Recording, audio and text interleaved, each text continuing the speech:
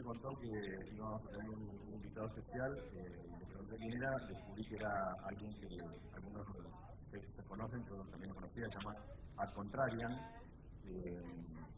Era un personaje que no sabía el nombre, era Al Contrarian, que estaba en Twitter y que escribía cosas relacionadas con la publicidad, particularmente interesantes. Creo que lo hacía muy interesante era que se notaba que era alguien que trabajaba en la publicidad. Era una persona que había estado muchos años en la publicidad. Y también lo que lo hacía interesante es que era muy crítico de la publicidad. Pero lo curioso es que no parecía ser esa gente que se va enojada con el negocio, ¿no? Que trabajó mucho tiempo en publicidad y se va diciendo esta industria no me gusta o las agencias no me gustan, sino que era un crítico con una pluma súper interesante, que escribe muy bien, con mucho humor, así que empezamos a sospechar que el que estaba detrás de eso era un creativo publicitario, seguramente. Hablaba mucho de la publicidad en Estados Unidos, que como todos sabemos es un referente a nivel mundial, la publicidad norteamericana, entonces aplicaba para muchos lugares. Así que bueno, muchos de nosotros empezamos a investigar quién era y descubrimos que, bueno, que también escribía libros, así que leímos el primero de sus libros, que era, no me acuerdo el nombre, 101 algo, que está muy bueno, y lo que descubrimos era que ese libro era una especie de resumen de un blog que tenía, así que fuimos al blog y descubrimos que había un blog con entradas permanentes sobre muchos temas de la publicidad. Temas que tenían que ver con el contenido publicitario, con la disciplina, con la profesión e incluso con la industria. Apareció un segundo libro muy interesante, los marketineros son desligados y no sé cómo era el nombre exactamente, y en los últimos 2 o 3 años empezó a dedicarse a hablar de algo que es como muy crítico para la industria nuestra, que es el famoso AAP, y hacer muchas menciones a lo que estamos empezando a ver en los últimos 2 años en nuestra industria. Hoy lo mencionaron las chicas del BIM y digital, que era la publicidad programática, y que ellos incluso citaron como que es la publicidad 4.0, algo que me parece que a Contrarian mucho no le va a gustar, así que seguramente va a hablar de eso también. Bueno, y finalmente descubrimos que a Contrarian era Bob Hoffman, finalmente, y que tenía una cara, un nombre, vivía en San Francisco, o vive en San Francisco, en Oakland precisamente, y que lentamente se volvió muy famoso. Eso fue muy interesante. Cuando Pato dijo, mirá, estamos pensando en traerlo, y dije, bueno, genial. Se volvió famoso porque, bueno, estuvo hace un par de años dando creo que esta charla o una similar, en la Semana de la Publicidad en Nueva York, y provocó mucho revuelo, un revuelo interesante que hizo que la Asociación de Agencias Inglesas lo citara y diera una charla en Inglaterra, que se volvió también muy famosa, y a partir de ahí fue a Australia y a varios países de Europa del Este a hablar y a comentar lo que tenía para decir. Así que me parece que es como una excelente forma de terminar esta convención. Ya vimos en la primera parte lo que tenía para comentar nosotros mismos en boca de Guillermo Oliveto sobre lo que tiene que ver con la industria. Después vimos un poco de tendencias y ahora está bueno terminar hablando de la publicidad, de lo que tiene que ver con la disciplina, la profesión, y bueno, lo escucharemos acá. Así que bueno, acá está mi héroe en este lío, con Hoffman.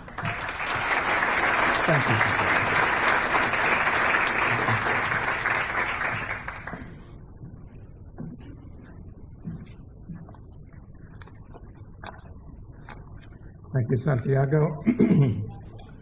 Hi, everybody. I'm Bob. Buenas tardes.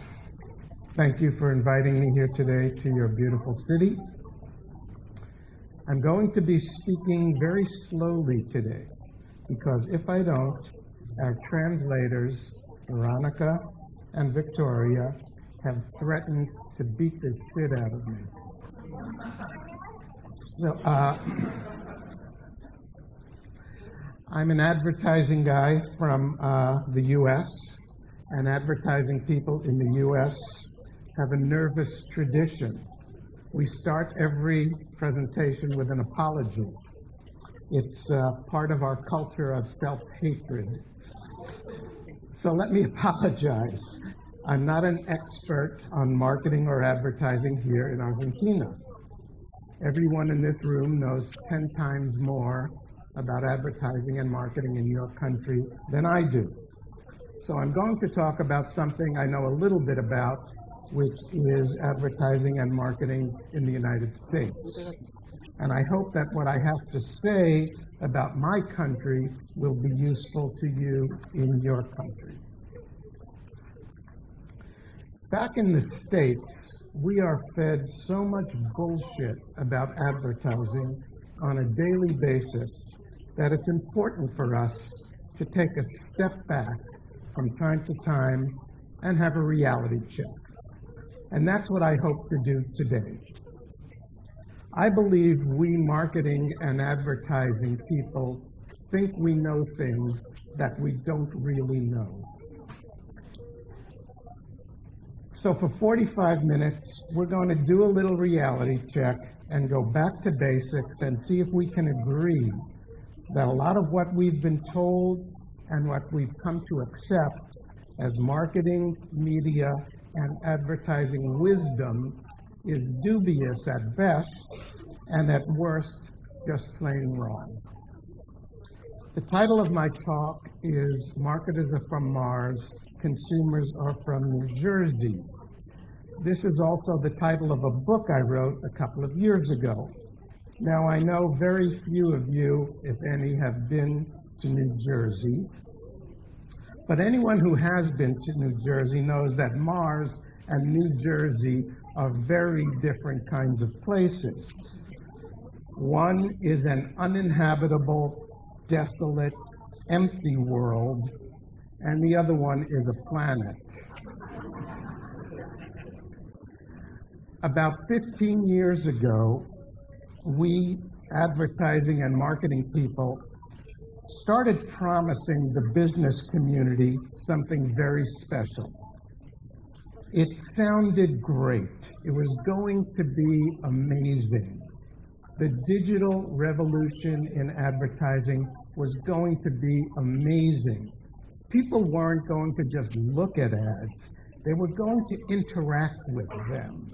They were going to share them with their friends, and their friends would share them with their friends.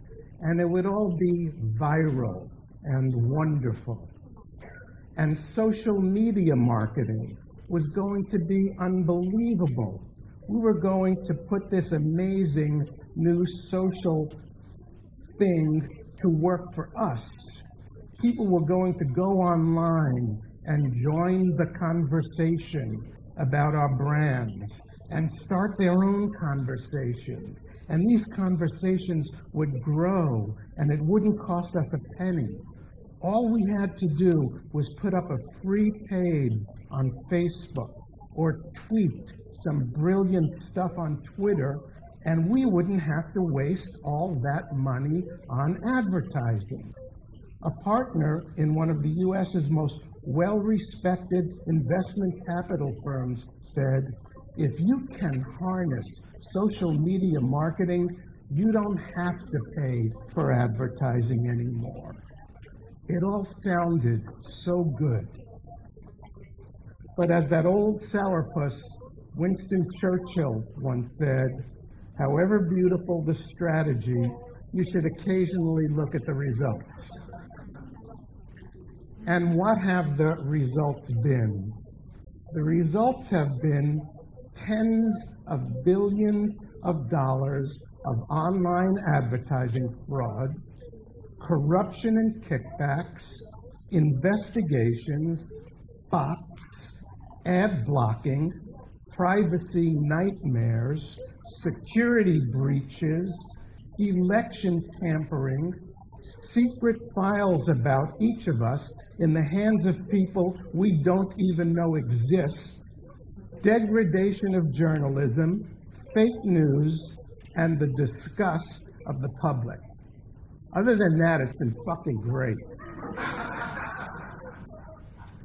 So this morning, we're going to look at what has gone on for the past 15 years, and when we're done, you may reach the same conclusion that I've reached, that if we're honest with ourselves, we have to admit that to an uncomfortable degree, the advertising industry has been living in a fantasy world.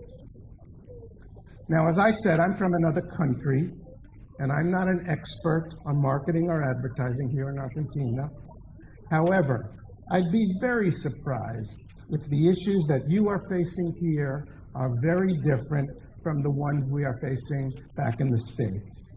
It seems to me that the average American is just an Argentinian, but with a silly haircut and a gun. I believe we marketers are suffering from three delusions. They are the digital delusion, the brand delusion, and the age delusion. All of these delusions have one thing in common. They take a little bit of truth and they distort, exaggerate, and torture it to the point at which it does us marketers more harm than good. Before we get to the delusions, let me tell you a little bit about myself so you know what kind of crazy person you're hearing this from. I spent 41 years in the agency business. You think you're full of shit? I have a Lifetime Achievement Award.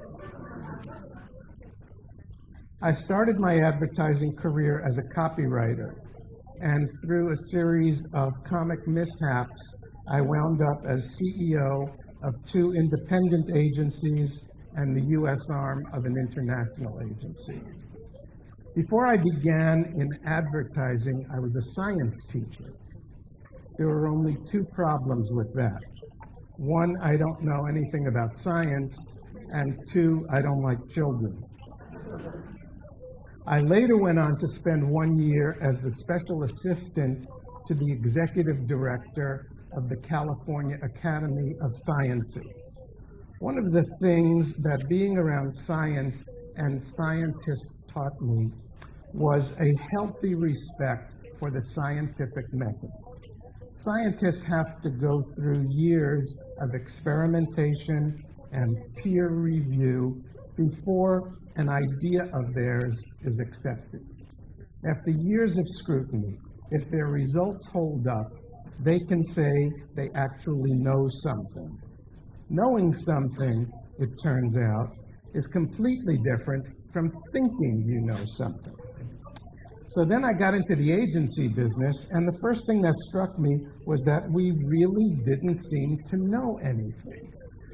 We thought we knew a lot of things. We had ideas about what makes good advertising, and we had ideas about changing consumer behavior, but I couldn't find facts.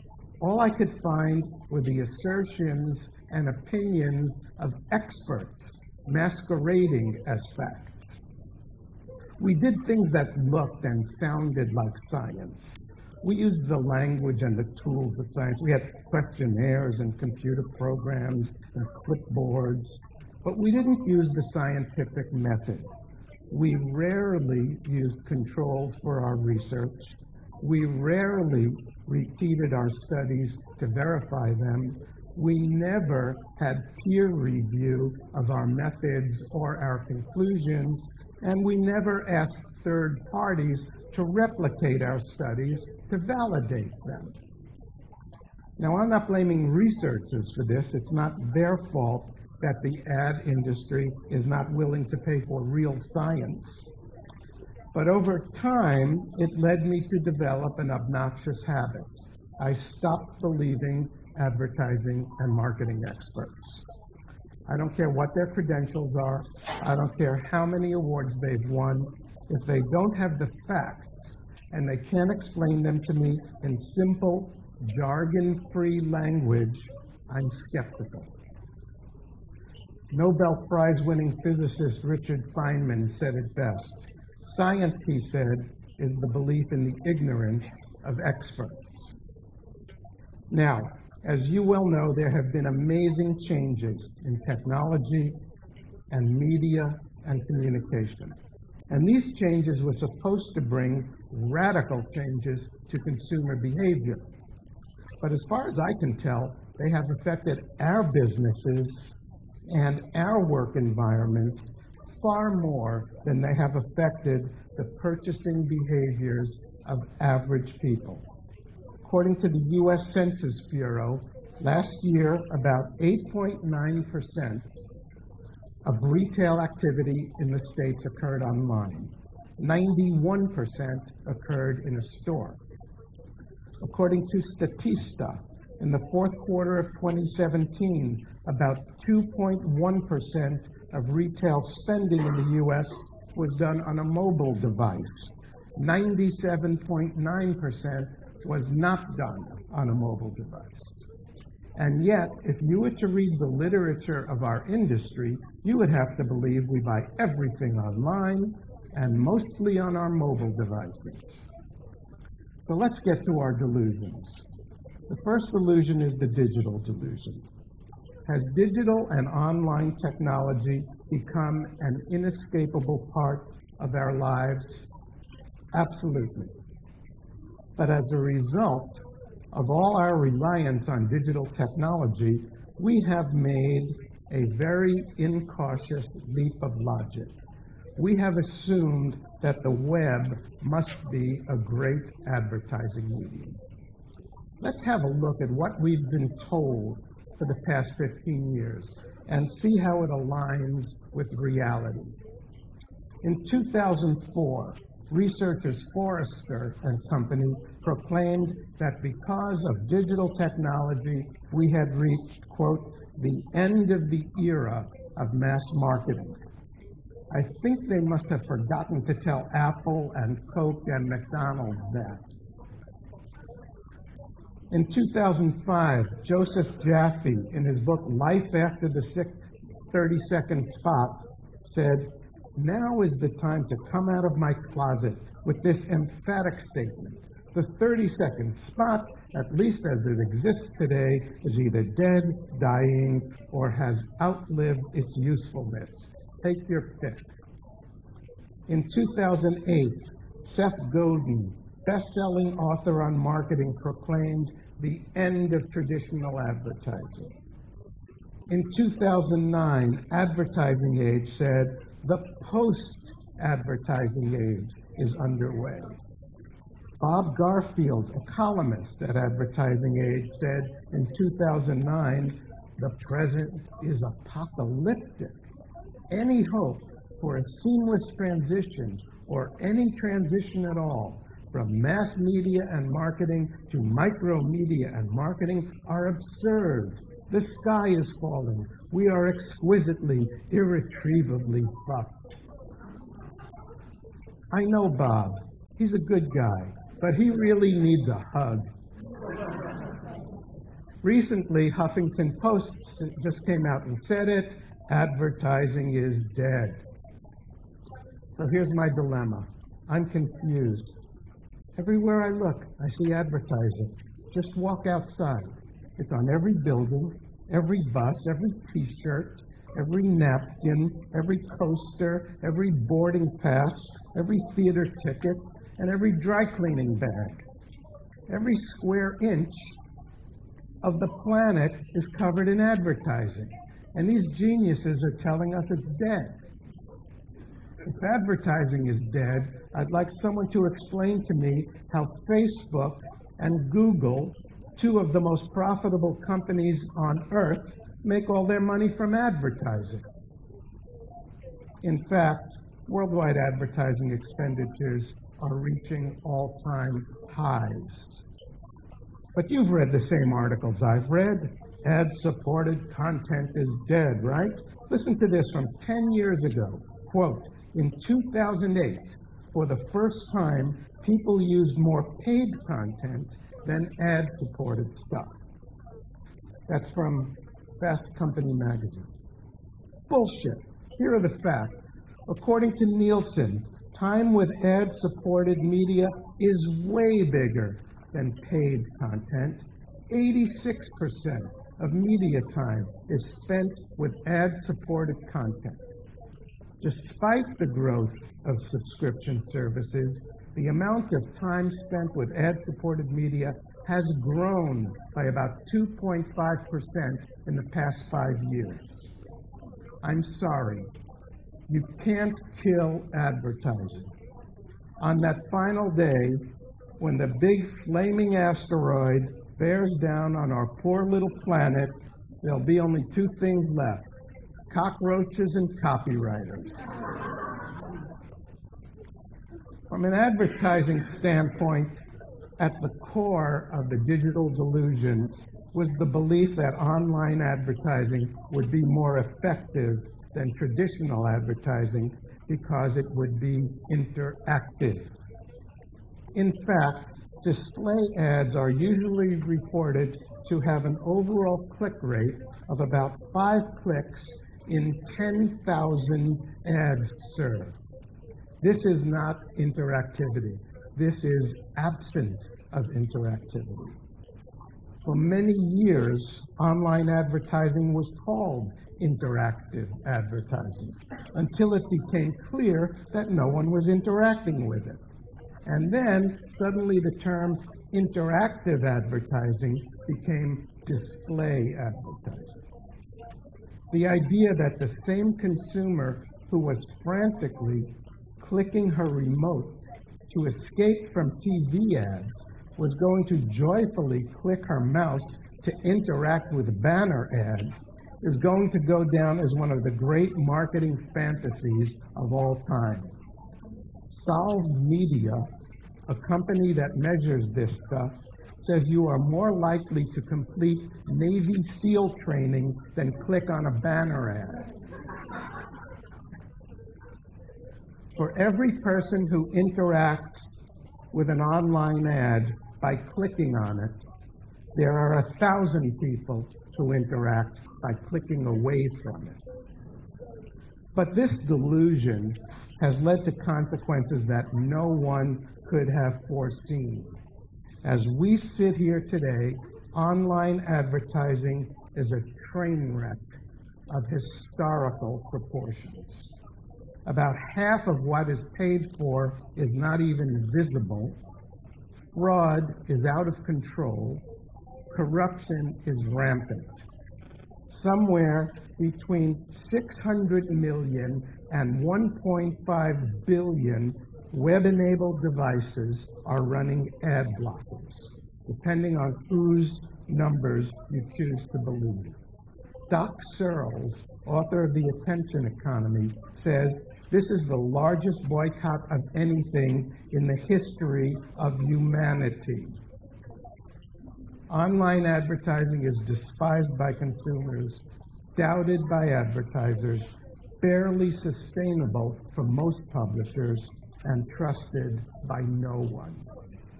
Let me be specific. Only 52% of traffic on the web is reported to be human. The rest are bots, scrapers, hackers, spammers, and other impersonators. Now, not all bots are bad. Nonetheless, the amount of fraud being perpetrated on advertisers by online scammers is astounding. Last June, a new unimaginable ad fraud called Fireball was discovered.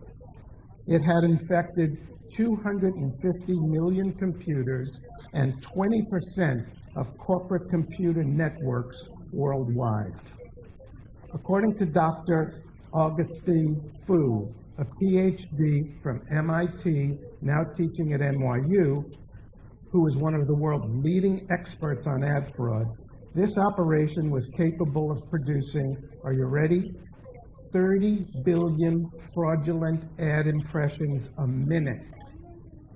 If you told me it could produce 30 billion a year, I'd be shocked. But 30 billion a minute? Dr. Fu called this fraud on such a massive scale, it's beyond belief. According to the Interactive Advertising Bureau, global online ad fraud reached 7.2 billion in 2016.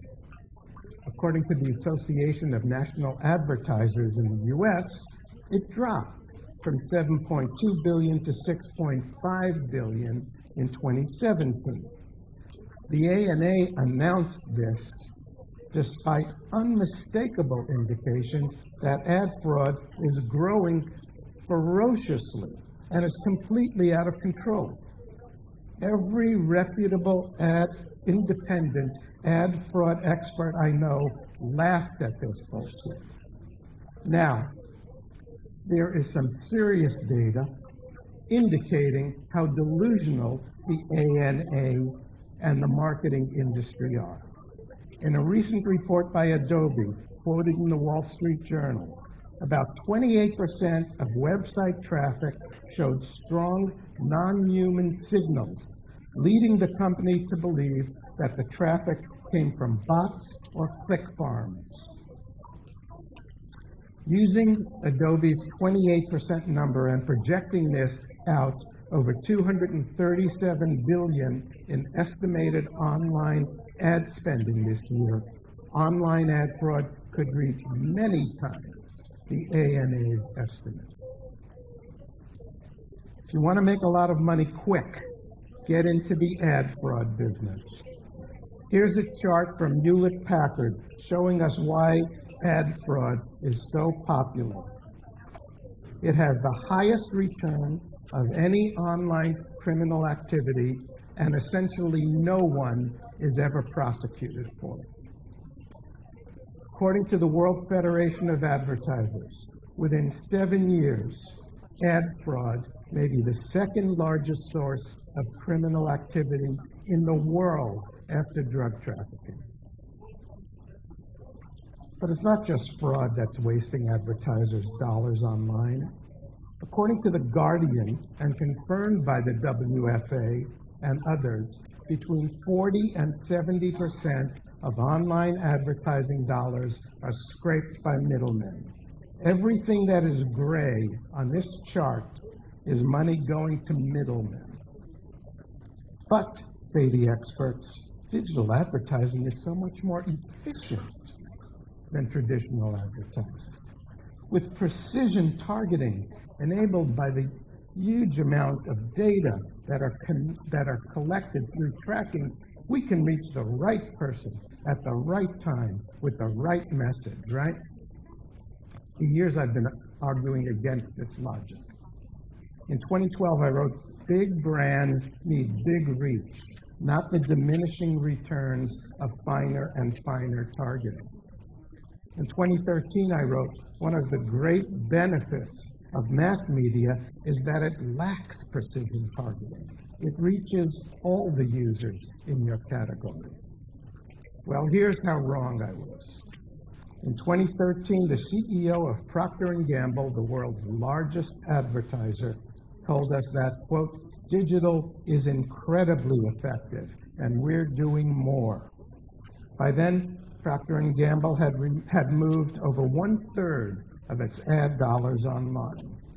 In 2014, P&G's CFO told us the effectiveness and customer impact of our advertising spending will be way ahead of the prior year because of an optimized media mix with more digital, mobile, search, and social presence.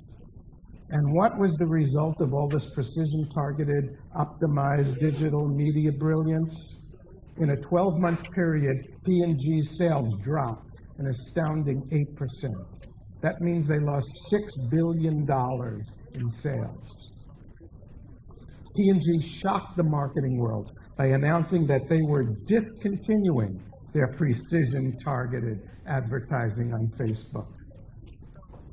P&G's chief marketing officer said, we targeted too much.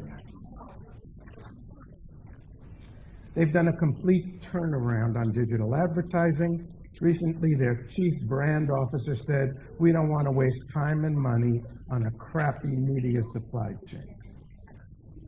A while back, they announced that they had dropped $140 million in online spending from a recent quarter and had seen no negative impact from it. In fact, their sales grew that quarter by 2%. The Wall Street Journal said the reduction in online spending had little impact on their business, proving that those digital ads were largely ineffective. Advertisers spend $500 billion a year on advertising.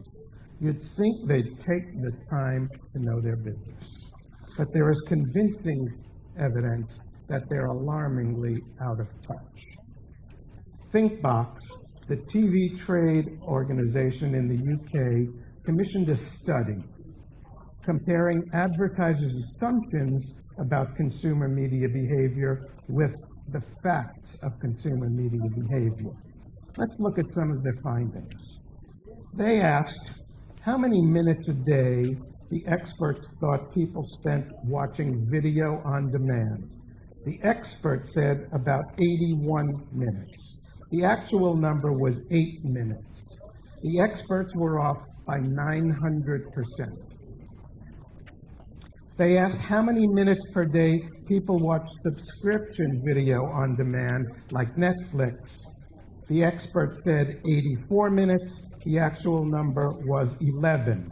The experts were off by over 600%. They asked how many minutes a day the average person spent with YouTube. The experts said 62 minutes. The correct number was 16, off by almost 300%. Advertisers in the U.S. are just as misinformed. A study released in 2016 showed that among U.S. advertising and marketing executives, when asked what percent of video watching time was spent with television, they said 25%. The actual number was 82%. They were asked what proportion of video viewing was done on a smartphone. They estimated 18%. The answer was 2%, wrong by over 800%. The obvious question is this: how can people who work in an industry that is constructed on media behavior be so astoundingly misinformed? Every day, millions of dollars are committed based on the supposition that these people know the facts and are spending money wisely. And yet they are misinformed to a degree that is mind-boggling. I think there are a few reasons. First is the avalanche of misleading bullshit in the press and the torrent of ill-informed presentations that we are subjected to. Second is the timidity of the traditional media who have allowed the digital ad industry to get away with half-truths for over a decade. Third is the pervasive fear of being labeled a traditionalist by questioning the digital experts. And finally is the fact that advertising and agency people live in a different world. If you need evidence, have a look at this. This chart compares UK advertisers' social media and online behaviors to that of real people. If you had any doubt that we live in a different world from our customers, this ought to clear it up. A couple of years ago, I was speaking to the employees of NBC, one of the major TV networks in the US.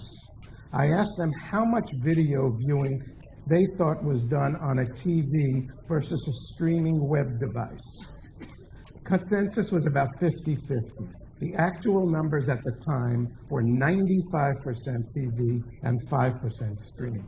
And these people work in television. Now, I'm sure there are some people here who disagree with me about the digital delusion, so I would like to invite you to become a scientist. Don't believe a word I say. Do your own experiment. Do the shopping test. Go to the biggest supermarket in your neighborhood. Walk up and down the aisles. Take out a piece of paper and write a list of all the products and all the brands you can find that were built by online advertising.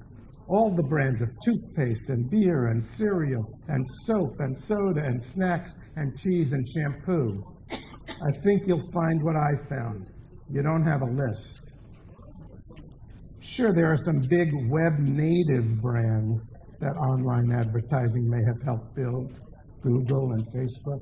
But how about the 95% or so of brands that aren't free and don't live on the web? Online advertising is 20 years old. Where are the brands of soda and fast food and cars and toasters and running shoes that were built by online advertising? Finally, there's something striking about the phenomenal success of Apple. They're the world's largest company. They have two of the world's most successful online stores, the iTunes Store and the App Store. Yet almost all of Apple's advertising money is spent in traditional media. It's TV, it's outdoor, it's print. They don't even have a Facebook page. They don't have a Twitter feed. And what have we marketers learned from all this? Somewhere between zero and nothing. The next delusion I want to talk about is the brand delusion. I believe that creating a strong brand should be every marketer's primary objective. And the highest goal of advertising is to create a strong brand. I'm sure most of you agree. But our industry has taken these truths and once again distorted them into silly fantasies. There's a widespread fantasy in our business that consumers are in love with brands, that consumers want to have brand experiences and brand relationships and be personally engaged with brands and read branded storytelling and co-create with brands.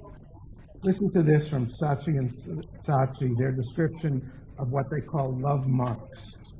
They reach your heart as well as your mind, creating an intimate, emotional connection that you just can't live without. It's very touching.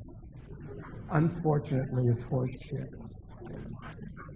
In fact, according to a recent study by Havas Media in Europe and the US, people would not care if 81% of brands disappeared. One consequence of the brand delusion is that we have spent almost 10 years and billions of dollars on the social media fantasy, exhorting people to join the conversation about our brands.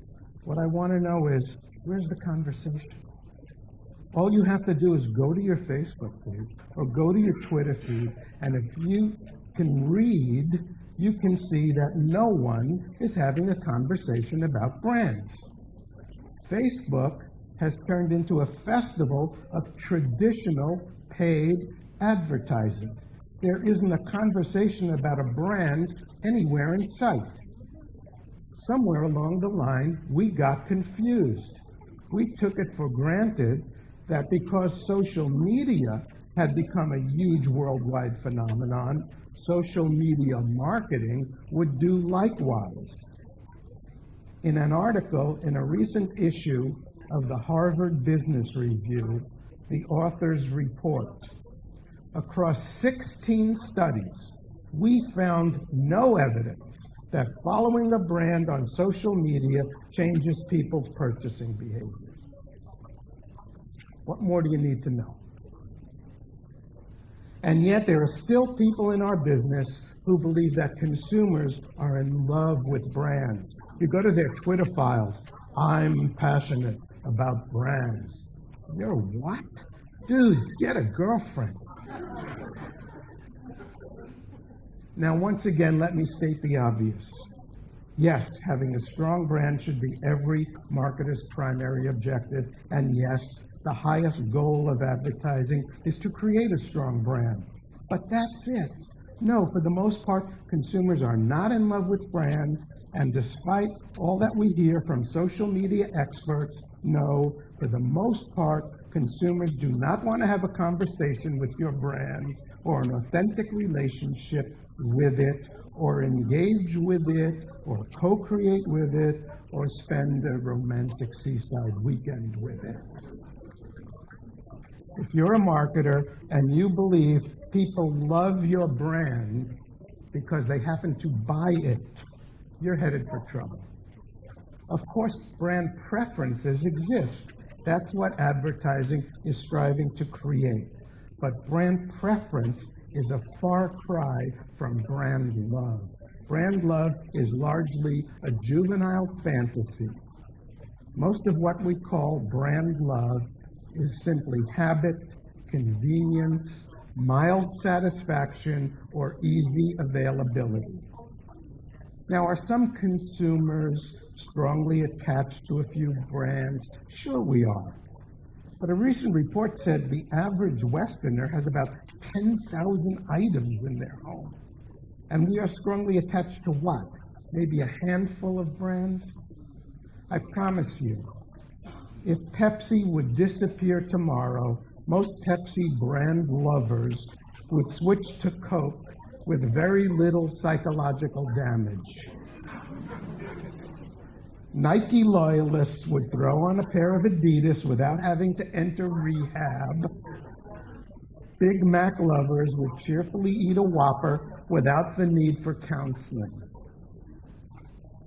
You see, people have shaky jobs, unstable families, some have illnesses, most have debts.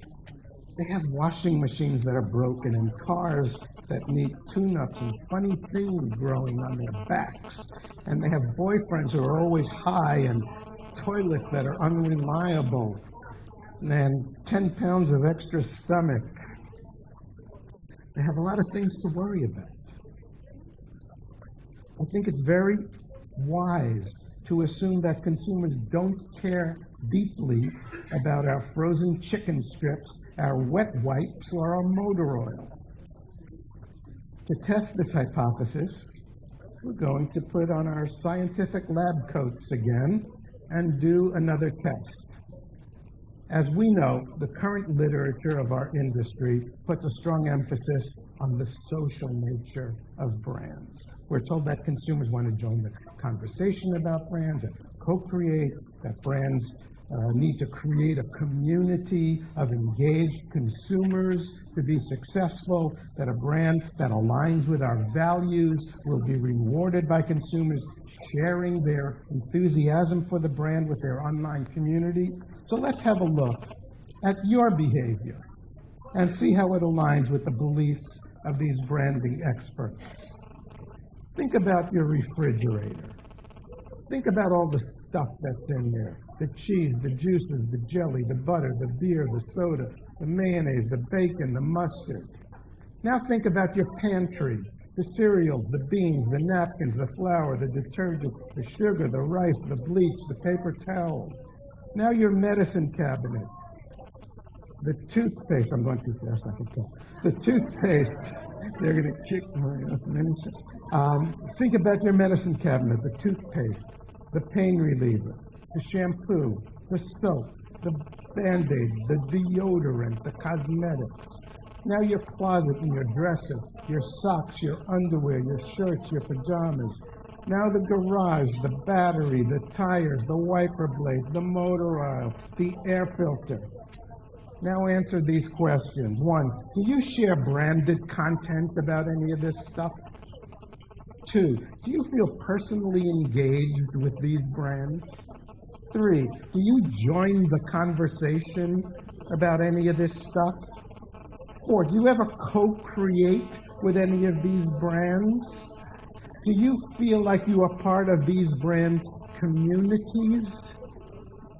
Now answer this. If you don't, why the hell would you believe that anyone else does?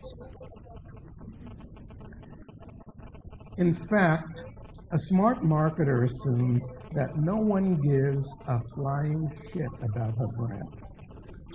She assumes that she has to prove its value to her customers every day of the year. She takes nothing for granted. She does not believe that there are hordes of brand ambassadors out there in cyberland advocating for her brand. If there are some, great, but she's not going to count on it. For a smart marketer, every day is Groundhog Day. Every day you have to get up, drag your ass to work, and remind the world once again why they should listen. The point is this: our brands are very important to us marketers and not very important at all to most consumers. Finally, we have one last delusion to talk about, and that is the age delusion. One of the practices of the ad industry that I never understood is why we spend so much of our time, money, and energy talking to young people and so little talking to older people. According to Nielsen, people over 50 are the most valuable generation in the history of marketing. So why do we ignore them? I have come to believe that most marketers target young people because they see everyone else doing it. And they assume that somewhere there must be someone who knows why the hell we're doing this. In order to understand this phenomenon, I think we need to talk about the makeup of the advertising industry. Walk into any ad agency in the world, and in 10 seconds, something will become obvious. Everyone is young. While people over 50 comprise 42% of adults in the US, they comprise 6% of agency employees. This is even more pronounced in creative departments, where people over 50 make up about 0% of the population. The excuse we are always given for this is that young people are just more creative. I would like to challenge this notion. To do so, I would like to go outside the advertising industry, which flatters itself with the idea of creativity, and go to other fields where creativity is absolutely essential. Let's start with the Nobel Prize. There is only one Nobel Prize given in a creative field. It is the Prize for Literature. Last year, it went to Kazuo Ishiguro, who is 64. The Pulitzer Prize is awarded in several creative fields. The Pulitzer for Drama went to Lynn Nottage, who is 54. The Pulitzer for History went to Heather Ann Thompson, age 55. The Pulitzer for Poetry went to Tahimba Jess, age 53. Meanwhile, at last year's Academy Awards, 3 of the 4 winners for acting were over 50. Frances McDormand, 60, Gary Oldman, 59, and Allison Janney, 58. The 4th recipient, Sam Rockwell, will be 50 in November.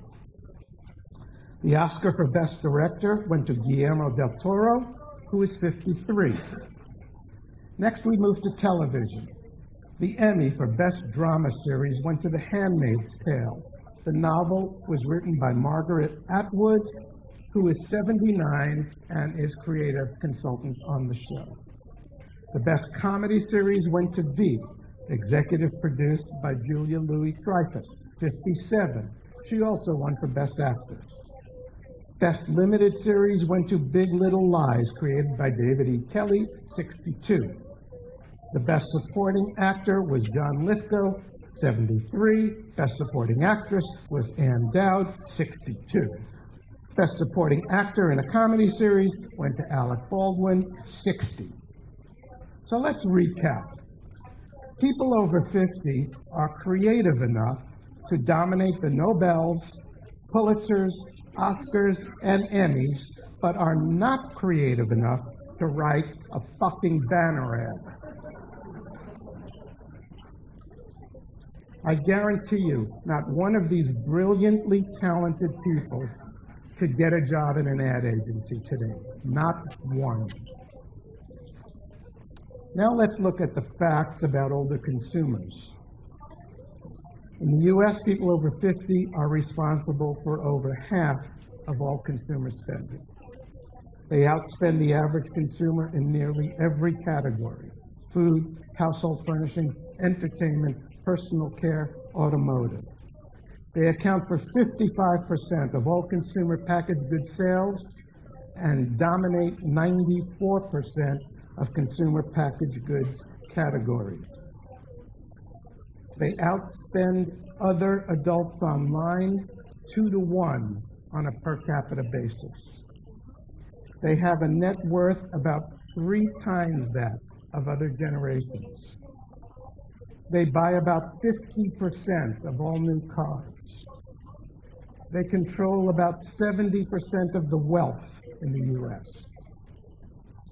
If they were their own country, Americans over 50 would be the 3rd largest economy in the world, bigger than Japan, Germany, or India. And the future? Between now and 2030, the population of adults over 50 will grow at about 3 times the rate of adults under 50. Let me ask you a question. Do you really think it's a good idea to ignore these people? And yet, people over 50 are the target for 10% of marketing activity in the United States.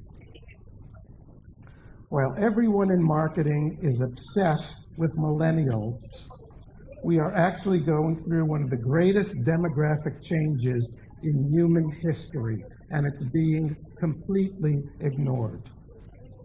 This chart from the United Nations demonstrates an astounding demographic change that is occurring in just 100 years. In the year 1950, there were 3 times as many people in the world under 5 as there were over 65. By 2050, there will be twice as many people over 65 as there will be under 5. Our population is aging at a remarkable rate. But we in the ad and marketing business have invented all kinds of convenient bullshit for why we ignore mature people. The real reason we ignore older people is we hate them. We hate older people. Advertising people are young and they like the excitement of youth, not the boredom of middle age, not the frailties of old age.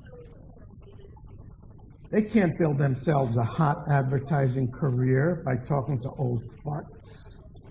Consequently, they have invented all kinds of bullshit to justify their malpractice. The neglect of mature consumers and pandering to young people is nothing but narcissism disguised as strategy. It is marketing by selfie stick. I guess Forbes magazine summed it up best. People over 50, they said, are the most ignored wealthy people in the history of marketing. I'm almost done, but while I have you prisoner, I want to talk about one more thing that may make some of you uncomfortable, and that is the dangers of ad tech, online tracking, and surveillance marketing. As you may know, this has become very topical recently with the revelations about Facebook and Cambridge Analytica and other scandals about the use of tracking by marketers, media, and publishers. Last year, months before the Facebook scandal broke, I wrote a book called Bad Men: How Advertising Went from a Minor Annoyance to a Major Menace. Sadly, a lot of what I feared and wrote about in the book has come to pass. The very first thing I mentioned in the introduction to the book was Cambridge Analytica. I hope that as we go through our jobs in the advertising business, we are all aware of the dangers that the indiscriminate collection, sharing, and selling of personal private information presents to us as individuals and to societies. We were taught to fear totalitarian governments. We feared they would know everything about us, follow us everywhere, track our every move, and keep secret files about us, which could be used to influence our lives in ways that were only vaguely visible to us. Well, we are on our way to such a nightmare, except today it's the marketing industry that wants to know everything about us, follow us everywhere, track our every move and keep secret files about us. Advertisers used to use media to impart information. Today we use media, specifically the web, to collect information. To a disturbing degree, online advertising has morphed into spyware that only looks like advertising. As members of the advertising and media community, I believe we need to maintain constant vigilance about what we're doing and what the ramifications of it are to society. Okay, that sermon's over. Now let's get back to our main theme.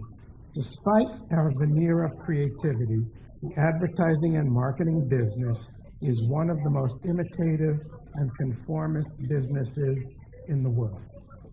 Once something becomes trendy, it is difficult, if not dangerous, for someone to go against the grain. I could never have said to my clients 5 years ago, when I was CEO of an ad agency, what I'm saying here to you today. It would have been too dangerous. Change is inevitable. Things are always changing. I'm not suggesting for a minute that we should ignore digital media and digital advertising or ignore young people and millennials. What I'm saying is we need to get some perspective back and get over our obsessions and delusions.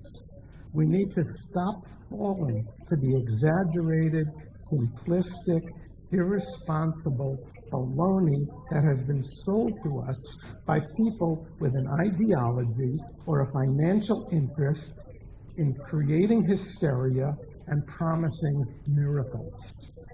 I'm dismayed that our industry, which is supposed to be creative and forward-thinking, has been operating on unreliable principles and fanciful delusions. My advice to you is, do not listen to loudmouths like me. Give yourself the wonderful freedom of skepticism. Dig out the facts for yourself. No one is smarter than the facts. Our industry has been spending too much time on another planet. I believe it's time for us to get back down to earth. Thank you very much. Muchas gracias.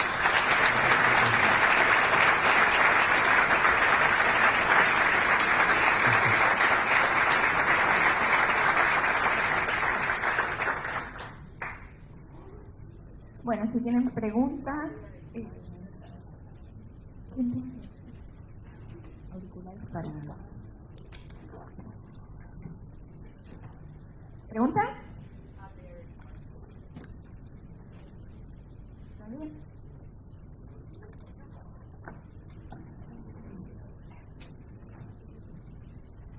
¿Alguna pregunta?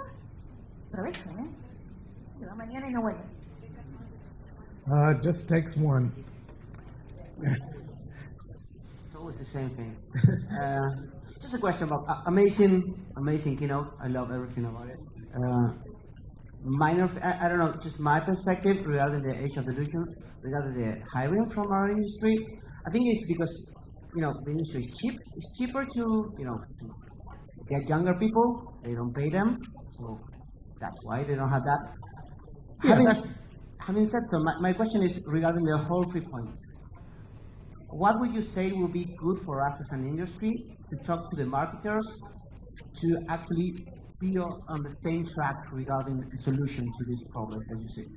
I don't know. Honestly, one of the reasons I retired from the advertising agency business was that I was not able to tell my clients the truth anymore. They wanted to believe certain things, and the more I tried to show them the facts, the angrier they became with me. They had, it's very hard to challenge people's beliefs, and people's beliefs can be stronger than the facts. And it's one of the most difficult problems an agency faces these days, I think, is to be able to be honest with their clients about certain things. Is that a satisfactory answer?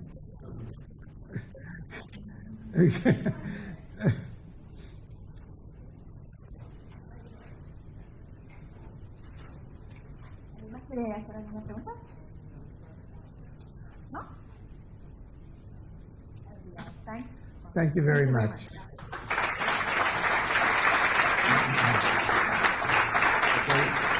Muchas gracias a todos. Thank you, Bob. Really was amazing your speech. You inspire us. So, trató de inspirarnos un poco. Un muy buen conferencia para terminar nuestra reunión de hoy. La verdad que pasamos por muchos temas, vimos la realidad del negocio, vimos el futuro y Bob acá nos dejó pensando. Así que qué mejor para la convención de la asociación. Gracias a todos por estar, gracias a todo el equipo por la organización y los esperamos prontamente en la asamblea. Muchísimas gracias a todos.